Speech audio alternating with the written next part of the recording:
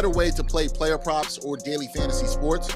Well, look no further than Prize Picks. Prize Picks is the leading over-under daily fantasy game. Why? Because it's so easy to use and win. You can make your picks in under 30 seconds and win up to 10 times your money in one day. Right now, we have a special offer for our viewers and listeners of the 7-Footers podcast. All you have to do is sign up now and use the promo code 7Footer, and Prize Picks will match your first deposit up to $100. Yep, that's right. They'll match your first deposit up to $100. So, join the over 150,000 others who found a better way to play and download the Prize Picks app today.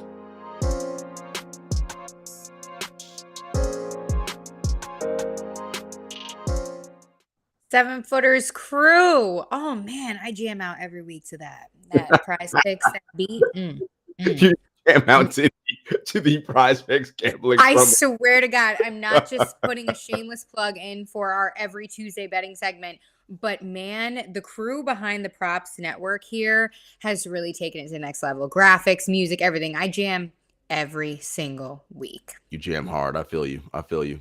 I mean, that's what happens when you're making money, thanks to Jarod. Listen, every week we've had at least one winner. We hope that streak continues. Although we did the gambling segment earlier, and Paul George was not cleared to play. Oh, but he is playing now. So, by the way, that may change some of your bets. Though I said stay away from anything, regarding the point spread. I said do a Donovan Mitchell, parlay with points, 25 plus, Rudy Gobert blocks and rebounds.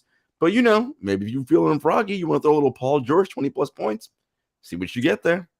Yeah, do what you got to do, guys. Take those risks. But just at the end of the day, know that Jarod has been putting out the knowledge on the table there for you. So, again, check us out every Tuesday. But now we got to get down to business here because it is March 29th that we're recording this, which means 2 weeks to the date is the start of the play-in tournament. It lasts until April 15th, few days long, and we got to talk about the teams that are contending and teams that are also giving us concern. So basically, we're going to go throughout the East and the West today, and we're not going to go throughout every team. Don't worry, we ain't here to bore you guys, But we are going to talk about these top contending teams and other teams that, are giving us a little bit of heart palpitations up there. So just take a deep breath.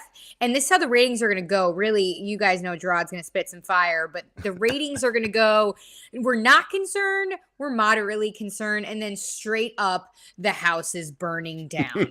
Dumpster fire city or whatever else you guys want to call it. But just make sure it's good and just juicy up in there. So let's start with the East here because the thing about the East is it's super deep and it's unpredictable. In my opinion, the most unpredictable out of the two conferences. There's only two choices. So yeah, again, I can't do math. So let's kick it off with the Miami Heat. Let's talk about the number one seed in the Eastern Conference because they're right up there neck and neck, 2 games ahead of the Sixers in the 2 slot there. So talk to me about the Heat. Are you worried at all? Remember, we talked a few episodes about how when they get into the postseason, it gets a little dicey for them. I mean, Jenna, I'm definitely worried about them because they had that blow up on the sideline with Jimmy and Spo and UD. And, everybody's like, oh, Heat culture, it's all good. But then they proceeded to continue to lose a few more games in a row. Look, from a basketball standpoint, I still worry about their half-court offense. I've talked about this, right? Late in games when they need to score points, what do? Who are they going to?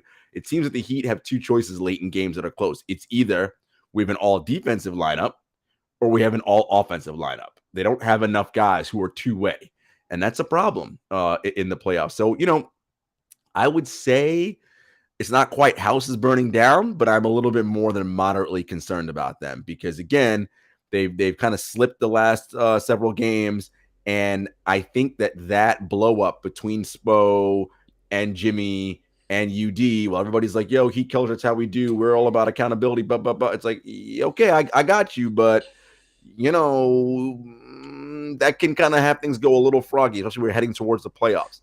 And, This is the time you want to be galvanized and really ready to go. So I'm a little concerned about Miami. And to your point, Jenna, the top 4 seeds in the East are only separated by a game.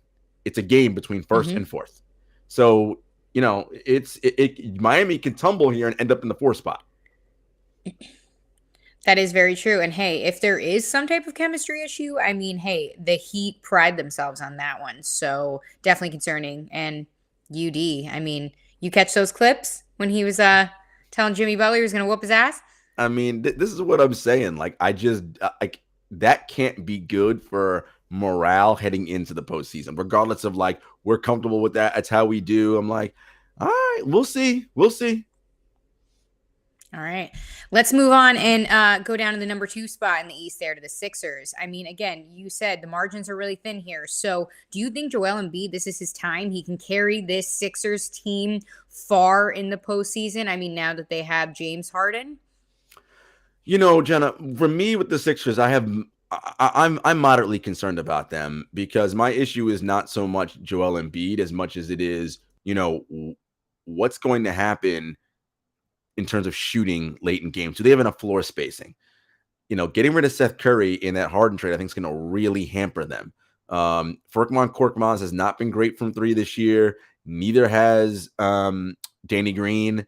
And, Tobias Harris should be like, your third best player on a championship team. But who was everybody saying is the third most important player on this team?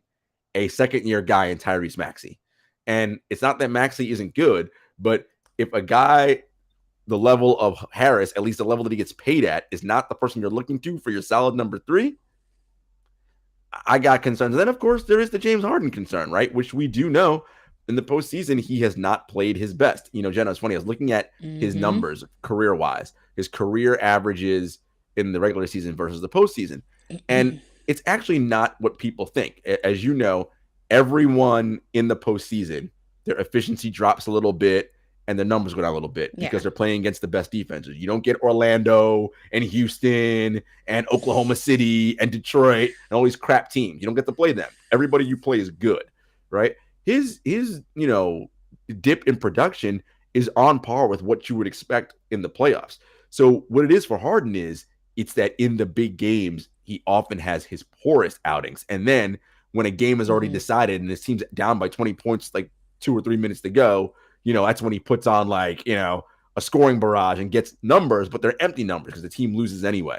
So, he's going to have to be someone who plays up to his level and along with Joel Embiid. But yeah, I'm moderately concerned about them. All right. I think that's fair. What about the reigning champion Bucks here, Giannis Antetokounmpo and the squad in Milwaukee? Because, I mean, hey, they have their big 3. Things are going well down there. I have no concern. I am not concerned about the Bucks at all. They are the defending champs, as you said. They are the number 8 team in adjusted net rating. They're 5th in adjusted offensive rating, 14th in defense. And everybody's kind of like saying, but the defense. Look, Brook Lopez is back. Pat Connaughton is back. Again, Milwaukee's done this already. They won the championship last year. They're not feeling any pressure. They know in the biggest moments, they can pull on that reservoir. They can tap into that reservoir of, guys, we've done this before. We've been down 2-0, 3-2, whatever, right? And we've come back and we won the championship last year. And we have Giannis Antetokounmpo. Like, we are good. They have Chris Middleton. They have Drew Holiday. I just think that the Bucks are the most, like, again, everybody's talking about all the drama everywhere else. And Milwaukee's just kind of ho-hum, sleeping their way through it. Again, Jenna, only a game separates them. They come out and end up being the number 1 seed, have home court advantage throughout the East, and all roads go through Milwaukee. So I'm not worried about them at all right now. Yeah, you've been saying it all season. Nobody's talking about Milwaukee, and they are, silently killing here. So I agree with your assessment there. Let's move on and talk about the Celtics, because I'm just going to say I'm concerned because I thought I blinked and they were the 1 seed and now they're the 4 seed. So this is how much it is a make or miss league. They're coming off that overtime loss to the Raptors. So not looking good for Boston, but they've been on a surge. So really, what's the deal here? I'm moderately concerned about them to a little more than moderately concerned. 1, the Robert Williams injury.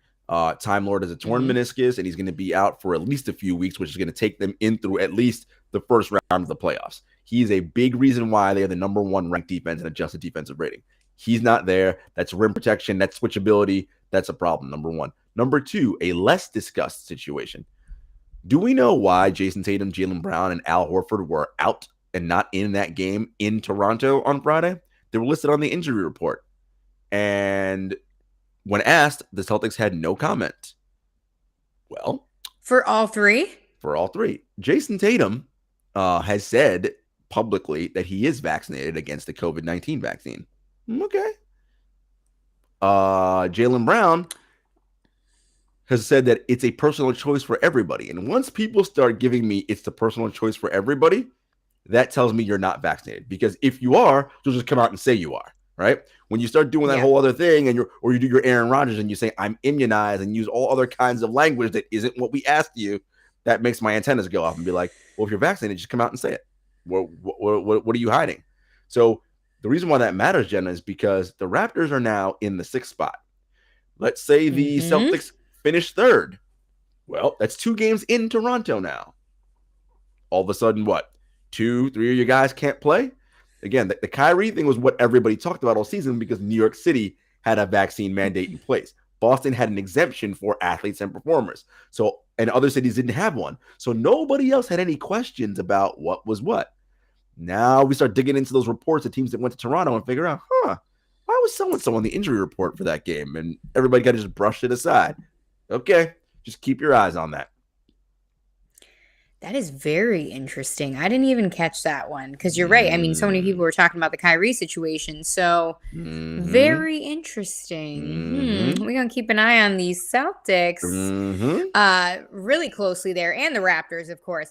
But let's move on and talk about the Chicago Bulls because they were riding high at the top seed in the East for a really long time before the Heat came in and kind of ruined that for them. So what's going on in Chicago here?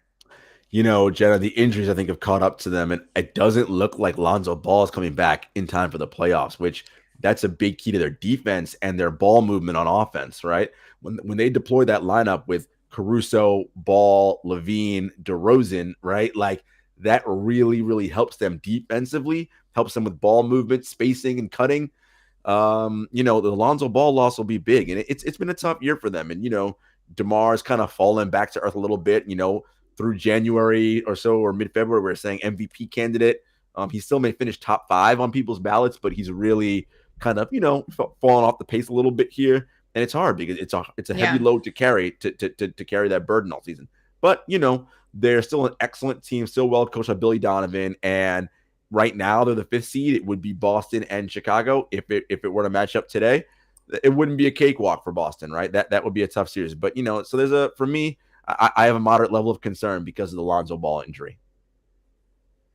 Couldn't agree more. All right, let's talk about our last team in the East that we're going to assess tonight, and that is the Brooklyn Nets. I mean, they received that great news in the return of Kyrie Irving coming back to play regular season, not regular season, but home games. So it's looking good for them down the stretch now because that was pretty much the biggest concern, right? Yeah. For sure. This team is so interesting. I'm going to say moderate concern. And it's only because, they're not going to be fully whole. And with the Ben Simmons situation is still a problem for them, right? He has not played since the trade. He had an epidural in his back. And anyone that knows anything about medicine, if someone has to get an epidural, that is tremendous amount of pain that the individual is in. And herniated discs in your back is not like, a sore knee. Just give it a little. No, like that's a major thing. And Simmons is signed on for he's under contract for the next 3 seasons, I believe. He's the future of this team along with Kevin Durant and potentially Kyrie Irving if they do in fact decide to extend him, which, from the Nets, I would think twice about that. But, that's a conversation for a different day. You don't want to rush him back into the playoffs because it doesn't look like he'll have time to ramp up in the regular season into the most intense level games with a bad back or with a just barely recovered back. And now he's got to bang around with Giannis and these other big dudes. And that's a lot to put on. So, I mean, I would be shocked if we even see him this postseason just because it's a dangerous thing. And you got to look at the long-term picture. And with Kevin Durant already signed for the next 5 years, I think, look, you go into the postseason, Jenna, with KD and Kyrie, you got a chance, right? You still can advance, and 100%. because they're brilliant. I think with a healthy Ben Simmons, this would clearly be a team that could make and win the NBA Finals just because of what Simmons provides defensively and playmaking and rebounding and pushing the pace, which are all areas the Nets need help in. But I think for this season, I just don't see that happening. So moderate concern for them is where I'm at. Yeah, I hear you. I think next year is going to really be their year. Hopefully Simmons is back and things like that, because again, he's been dealing with those herniated discs since his time with the Sixers, and he sat out an entire season with them. So this is something that's been a lingering issue, to say the least. Let me ask you a question though, Jenna. If you were, I love this. If you were Sean Marks, the Nets GM, would you give Kyrie Irving a contract extension? 5 years, 200 and something million. And I ask that because, not because he's not good, but would you call him a reliable employee? Okay. So this is where I was going to go with this. If we're talking strictly basketball and I'm making this decision as the GM in terms of I'm winning, of course, that's how you should operate. However, loyalty, reliability, and discipline per se is required as well to win and be qualities of these players. So, okay. I would extend Kyrie Irving because of the talent, and hopefully this issue is behind us now. Again, you can't tell the future. I would extend him. However, if this was a player that was maybe my number 3 guy, somebody that I can maybe easily replace that's not a generational talent, then I'd pass it up and be like, you know what, let's take a chance on, XYZ, or, hit up the draft, hit up some trades. But I would extend him, but that's an incredible valid question. Because, so basically you're saying his talent trumps all the other issues that you could potentially have. Because what I say about Kyrie is, let's say we lived in a world, Jenna, where there was no COVID-19. That never happened. Okay? Yeah. Okay, so no vaccines. Are we confident there wouldn't be some other issue that he would just, go AWOL? For instance, right? Last season when he needed PTO and took off like 2 weeks. True.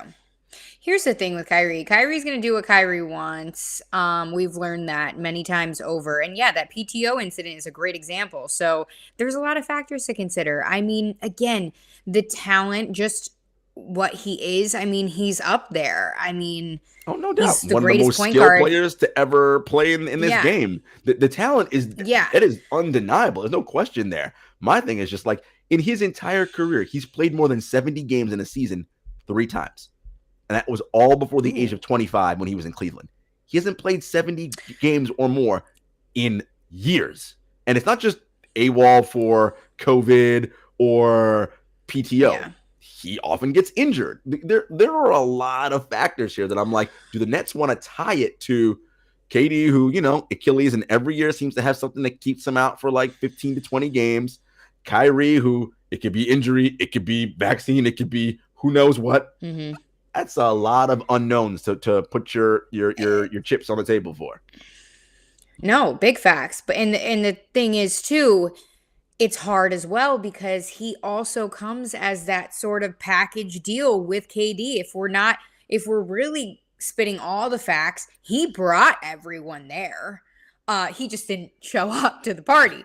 But, so he kind of comes as that package deal with KD, and that you can, spark another conversation about chemistry. You can, and things like that. If you don't extend him, is KD going to stay? And is he, you know what I mean? There's so many questions and layers to it.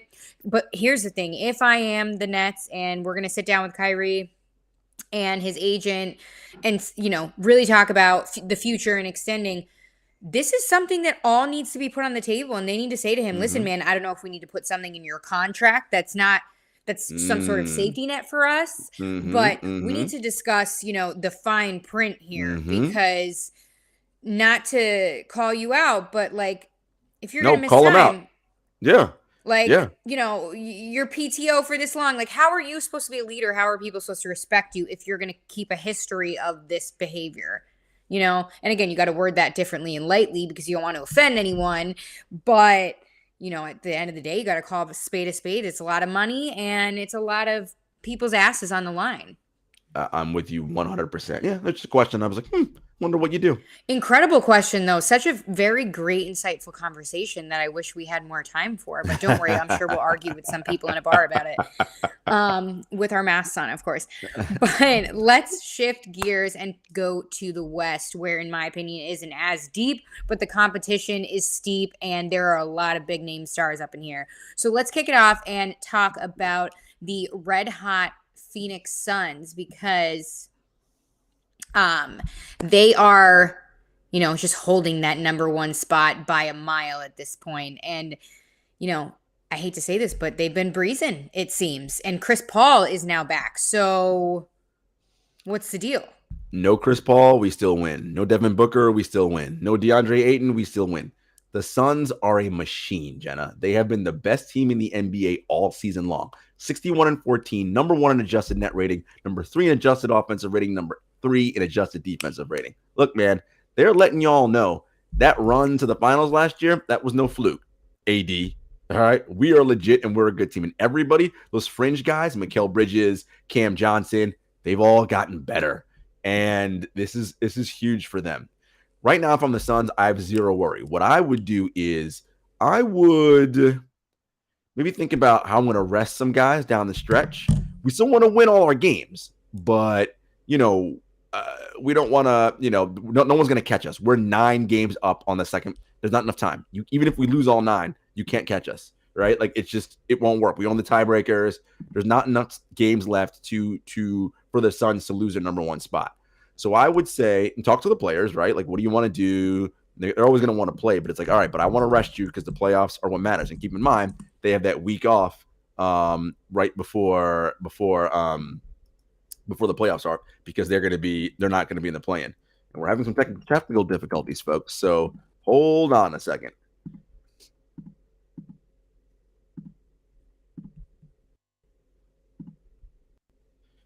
And I cannot hear us right now or hear me. Anyway, I'm going to continue. So there's no concern. I'm on zero concern right now. 1 second. Oh, there you go. You're back. I can hear you.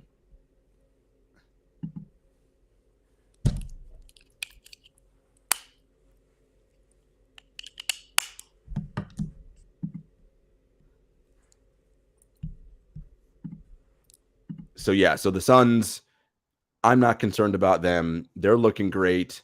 I think, again, use the rest wisely towards the end of the season here. No one's going to catch you for that 1 seed. You've got that locked up.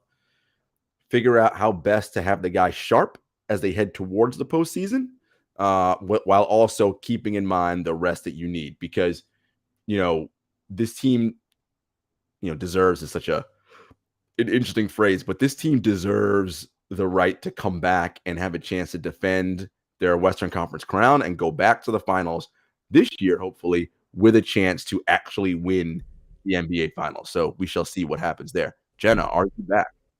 I am back, guys. This is the point of a great live show. You just never know what's going to go on here. I mean, if you're a regular listener of this show, which I hope you are, you'll know that your girl always has these problems, unfortunately. So, here we are. I'm back. I'm ready to go. I couldn't hear. I don't know what was going on there before. But we had some issues. But to sum it up, I'm not worried about the Phoenix Suns. Oh, thank God. Me neither. I'm more worried about myself. So let's talk about the Grizzlies, because you got to just love the Grizzlies this season, especially. I mean, the high that Ja Morant is taking them on and carrying them in the number 2 slot. I mean, think about last season and seasons before that recently. I mean, they were clawing and chomping at the bit to just hope that they were here. Look, the Grizzlies, Jenna, I will say this. I love my Grizzly Cubs. Shout out to Ja, my boy Trip J, Desmond Bain, all the rest of the crew. So happy with how they played this year. Looks like they're going to be the number 2 seed, which is awesome. But I am concerned because Ja Morant, the Grizzlies said, "Oh, knee soreness, out 2 weeks." That's not a Yeah. diagnosis. Like, so listen, the way he plays, that worries me. The jumping ability, the way he lands, and all the torque and force he puts on that knee. And he's not a very Mm-hmm. big man. He's slight, right? So that Yeah. concerns me. I have a moderate level of concern about that. Two, you know, they've kind of expended a lot of energy coming out here winning a bunch of games, which young teams should do. I want Taylor Jenkins to kind of, get them on that path where they're starting to get right and get healthy for the playoffs, right? So you can figure out a way to get some guys some strategic rest here and there while still winning games. Do that because I think it's very important. And then in the postseason, when the rotation shortens and you don't go 10, 11 deep like they have been, Yeah. do guys like DeAnthony Melton and Conchar, et cetera, do they stay sharp with maybe less minutes than in some games they won't play at all in the postseason? So that's something that I'm keeping my eye on for the Memphis Grizzlies. 100%. And this next team is interesting. The Golden State Warriors. Now, they're number 3 in the West. Nothing to worry about compared to other teams. But you got to give them kudos for the season that they've had because Steph Curry, they're currently without. He's got that foot sprain there. And, you can't mess with the ligaments that he's got going on in that foot. So you got to watch him, monitor him. You got Klay Thompson back. But again, off that Achilles, 2 serious injuries he had there with the ACL. And then Draymond Green's been in and out of the lineup. So, they're managing to keep the 3rd seed. But, how worried should we be, especially in the state of these injured Warriors?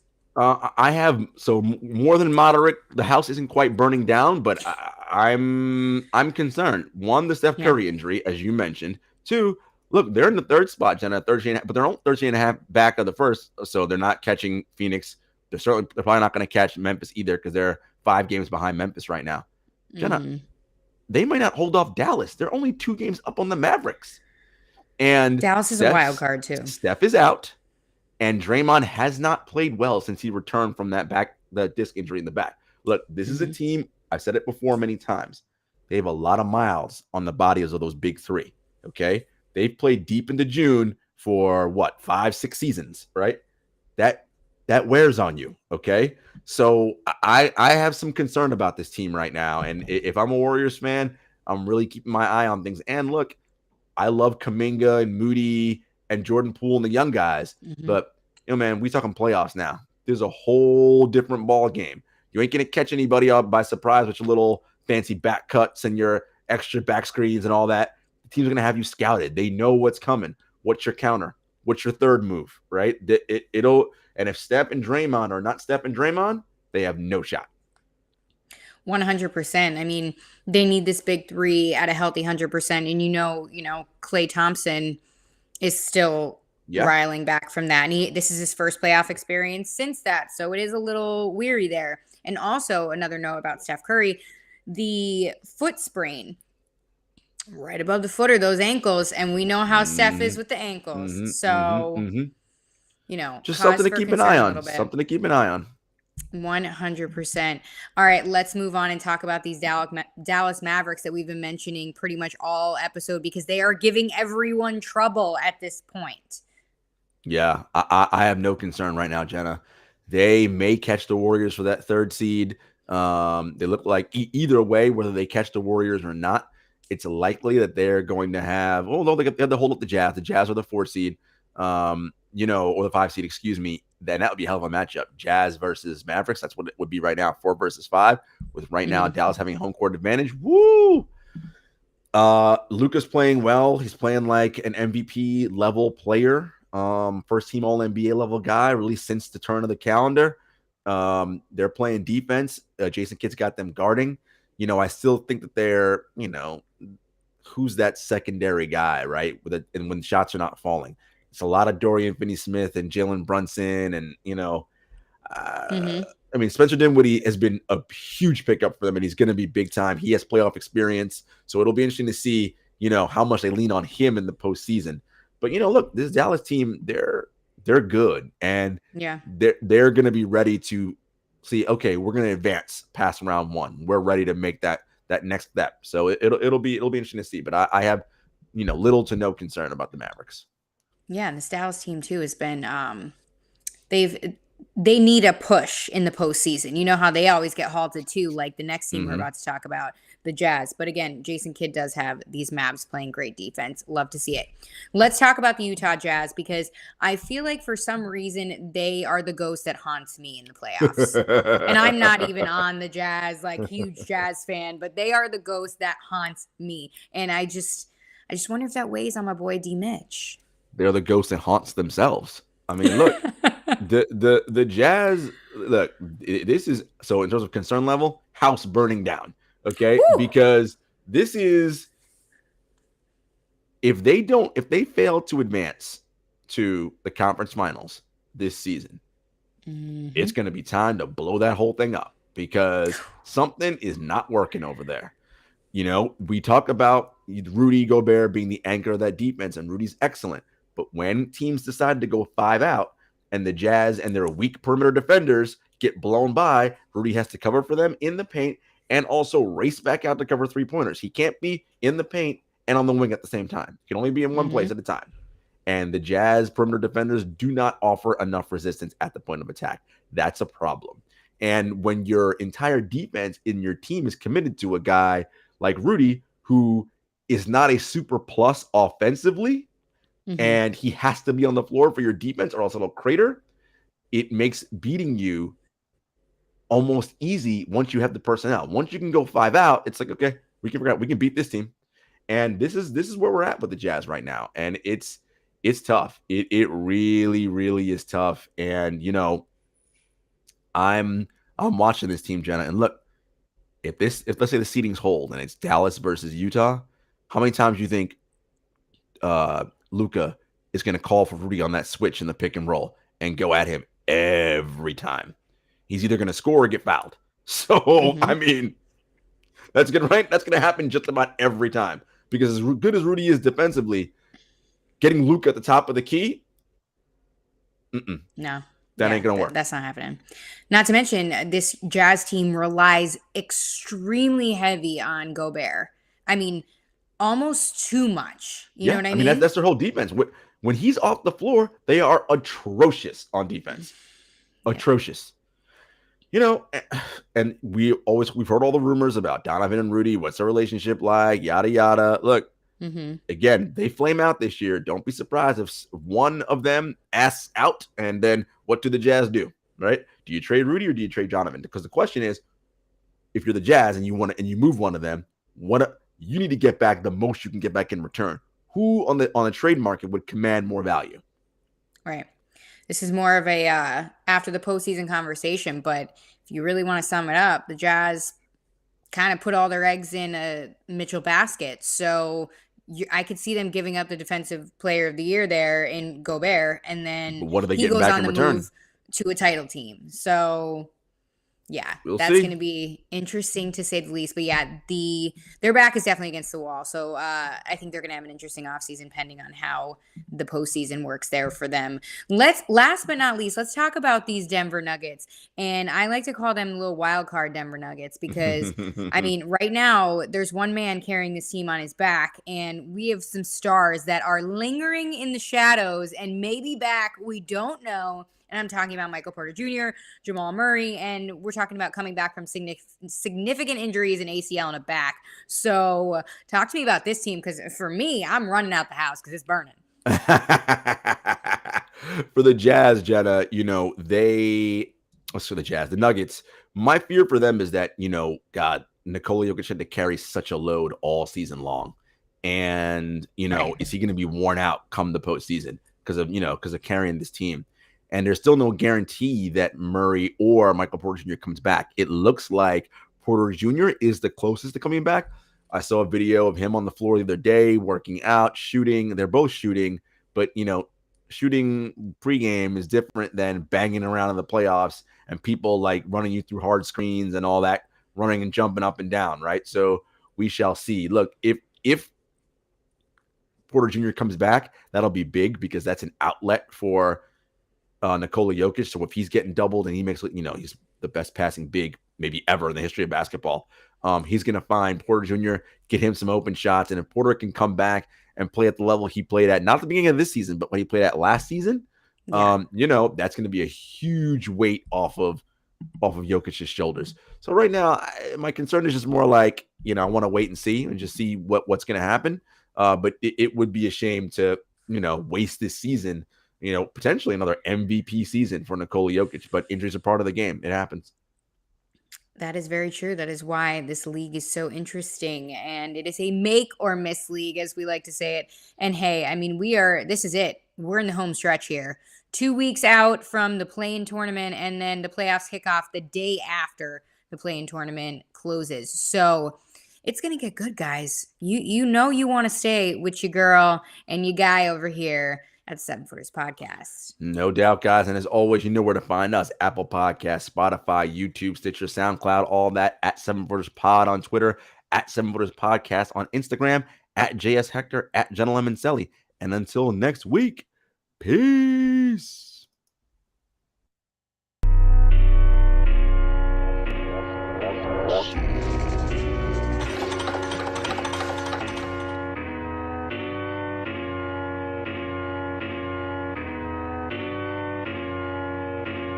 Spent a couple years out here with these raps, trying to have a plan that we made come true. Applied to some jobs, but I ain't hit back. I don't want to trap, what some man gonna do? Chevy told me come